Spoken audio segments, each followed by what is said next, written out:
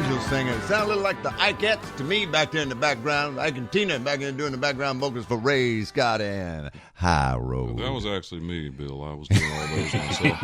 Never Hard to pull that off live, but you ought to see. I mean, Coffee Country and Cody welcomes our longtime friend, Ray Scott. You've been coming to see us for what has turned into years now. Yeah, I'm better glad part you're of still not locking me out. It's awesome.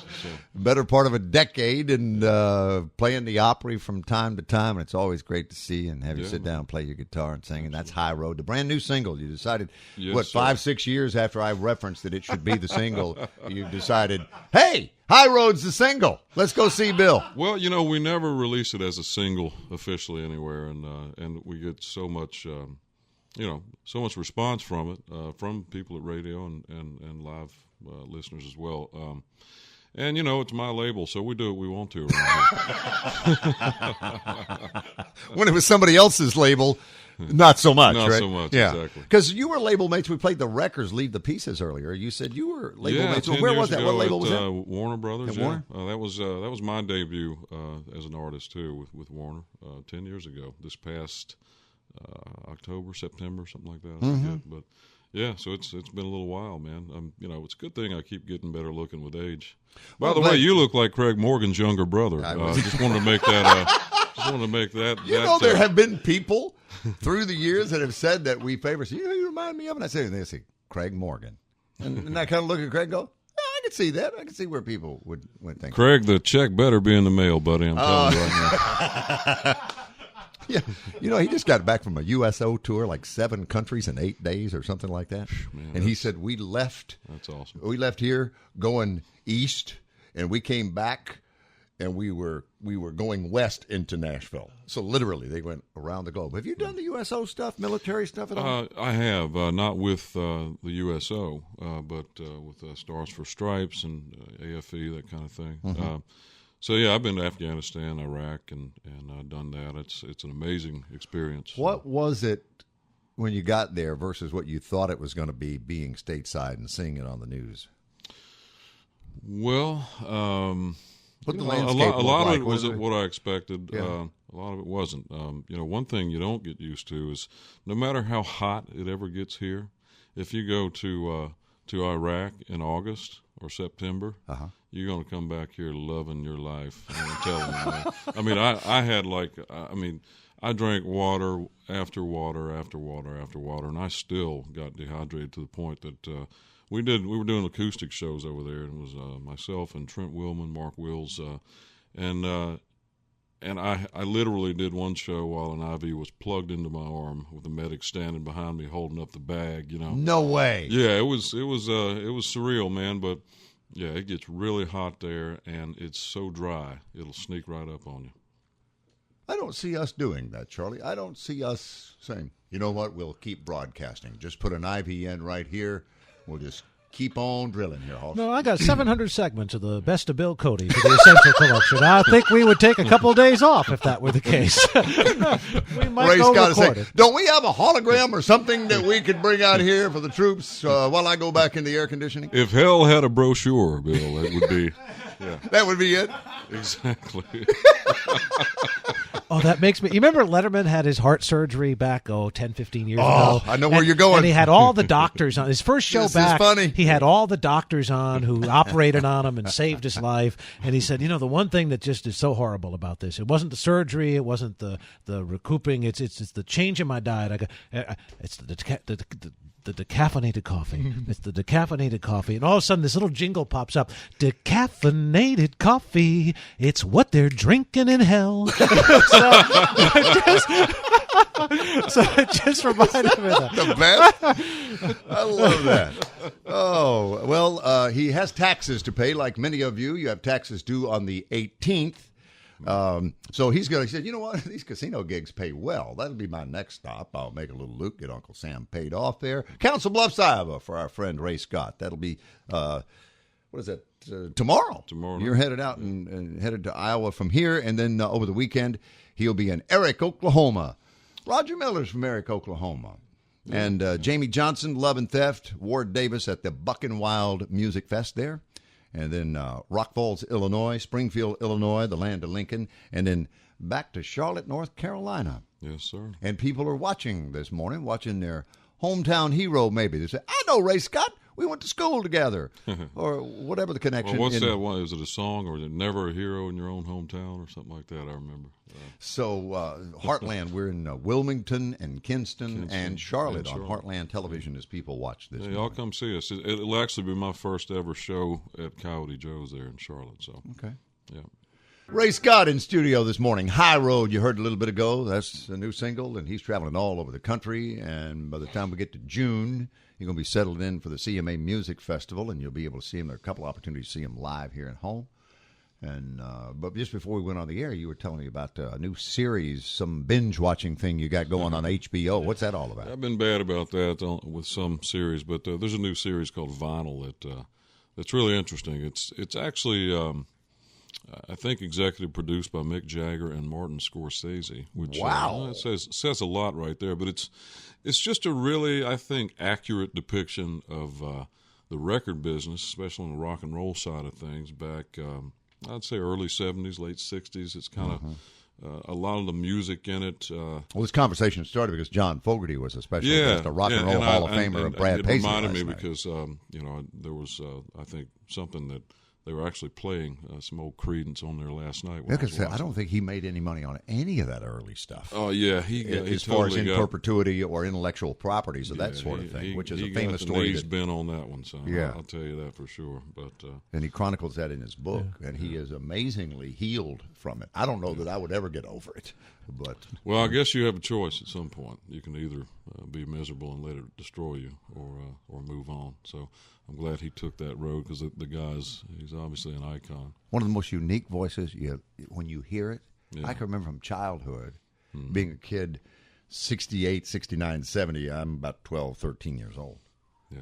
So I'm going, when this guy comes on the radio, whoever he is, I know him, and I like what I hear. And it's John Fogerty that I'm listening to in Creedence Clearwater Revival. Yeah. And all these years later, he steps out on the Opry stage last night, and you are, as only music can do, it seems, you are transported back to a place and time, and it's a really good place and time. Not always does music. Sometimes music will take you to a very emotional place and not so particularly pleasant place. But in this case, it's happy times, the freedom and innocence of being 11, 12 years old, You were referencing that HBO show. It made me think back to one of my favorite movies. It was a Cameron Crowe film called Almost Famous. Yeah. Did you ever see it? Well, I'd never been on the road with a band in the 70s, but that seemed like it'd be a pretty realistic depiction of it. Yeah, you know? And I'll tell you something. They don't leave anything out. Yeah. I mean, all the debauchery, everything you think of that went right along with it, it's there. And Isn't debauchery a good word? It is. It's one of my favorites. It is what it sounds like it is. It is. Well, I'm now making a note to watch this. I wanted to make sure it was worth my time. Now that's Charlie's favorite. Favorite theme, Charlie. What? Debauchery. Oh, I love that in my literature, in my movies. Oh, big fan of that. If you could use one word, think of one word to sum it all up. Debauchery. Yeah.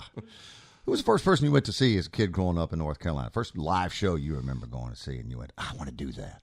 Well, you know what? I mean, I think the first one I remember as far as an artist of any name, I guess, Tom T. Hall played in my little bitty hometown in Samora, North Carolina. And there was a story that my uncle took him a glass full of whiskey. It was the size of a tea glass. And Tom T. decided to drink the whole thing in between, or actually during his first set. And from what I understand, he didn't come back for the second one. Yeah, I mean, his writing has always been a huge inspiration to me. The first big concert I ever went to, believe it or not, was ZZ Top. And I was still a pretty young buck at that point. How about that? Yeah.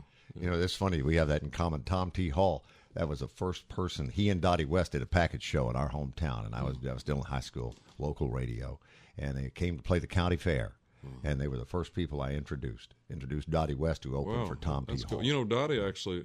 No, it wasn't Dottie. It was Shelley West that played my hometown. But yeah. Well, Shelley was a background vocalist with Dottie at the time. Yeah, and just ran into her at the Hall of Fame recently. There was a ceremony there. Yeah. It's great to see her. First time I'd seen her in forever. Ray Scott, if you just joined us. CMA Music Festival memories. Did you come as a kid from North Carolina just because you loved country music before you actually came as an artist a decade ago? You know, I'll be honest with you. I never did. The first time I came through Nashville was on my way to Owensboro, Kentucky for the National Bluegrass Awards. A friend of mine and I closed down a bar in Raleigh and decided we were going to go. And this was at 2 a.m. on a Tuesday night, or actually a Wednesday morning.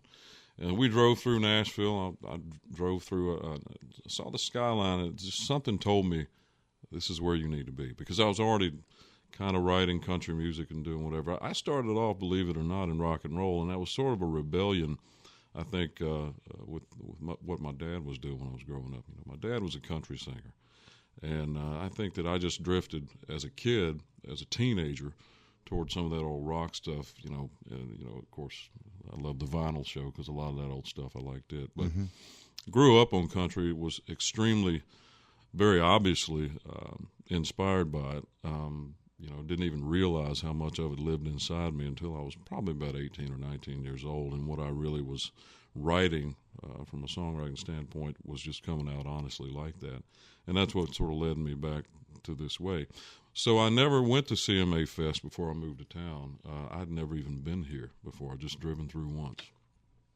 Well, on June the 7th, you're playing the Limelight. On June the 10th, that's on Tuesday that week. On the 10th, you'll be at the Wild Horse here in Nashville. So your first opportunity is in June to see Ray Scott, who's with us in the studio. But you folks back home in North Carolina get to see him at Coyote Joe's on the 29th, and between now and then, Iowa, Oklahoma, Illinois, and in studio live this morning and across the country on national television, Heartland Television, around the world at WSMOnline.com. What do you guys want to play live? And introduce your band. Well, I have a band. It's called The Most Interesting Band in the World. They don't always play with Bill Cody, coffee with Cody. But when they do, he looks like a bear in a camouflage hat. No, this is my buddy Word Strickland. Some of you guys who are watching live can see that he's not a slight man. Word, hey Word, stay thirsty, my friend. Oh, yes. Yeah. Hungry, apparently. Well, no, he does. He looks like he should be bobbing for salmon in a river somewhere. But, you know, it's funny. We were on a cruise not too long ago, and a lady comes up to me. She said, you know, I saw your guitar player dancing on a table last night at the bar. And I said, really? And she said, yeah, I couldn't help it. I had to go up to him and say, hey, great legs. And he said, really, you think so? She said, well, yeah, otherwise that table would have collapsed a long time ago. No, I call him Slimmy Hendrix, y'all. This is word, I like the bobbing for salmon. I've never heard that Eddie one. Van Ruxpin over here, y'all. All right, everybody. Ray Scott in studio on Coffee, Country, and Cody. We're working our way toward 9 o'clock. Mary Chapin Carpenter's coming to see us. New music, first time in too long, Mary Chapin. But she will be here about 9:15. Okay, here's a little song I wrote with my good friend, Mr. Mark Stephen Jones.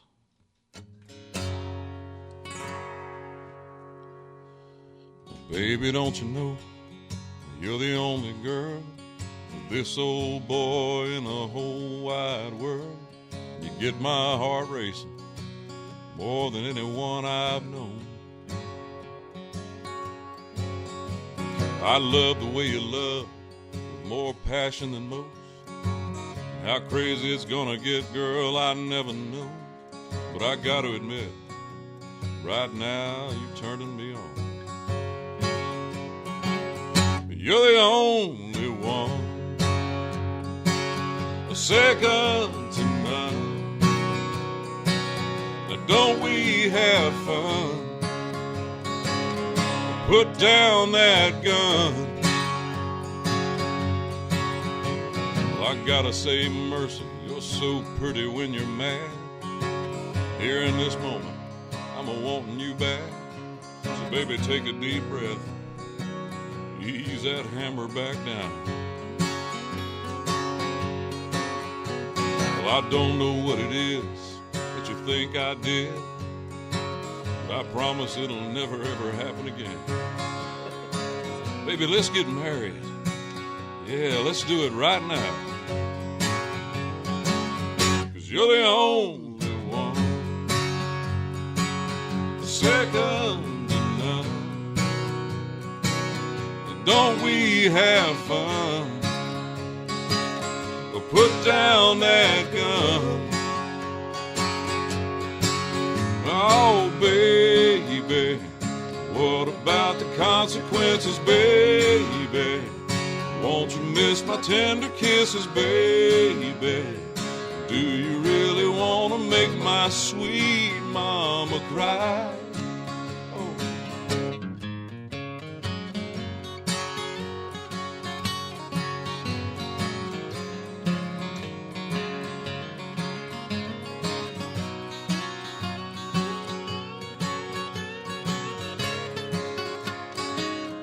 You're the only one,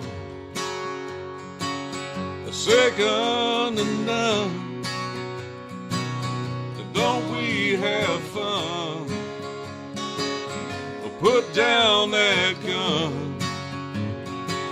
No, this ain't no fun, not anymore. Put down that gun. Oh, I'm begging you to reconsider, baby. What about the children?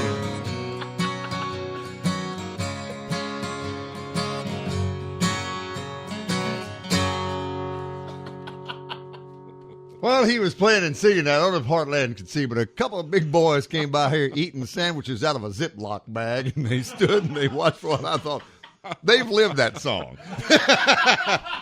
Recently. You have to have lived it. How do you think a lot of marriages happen, Bill?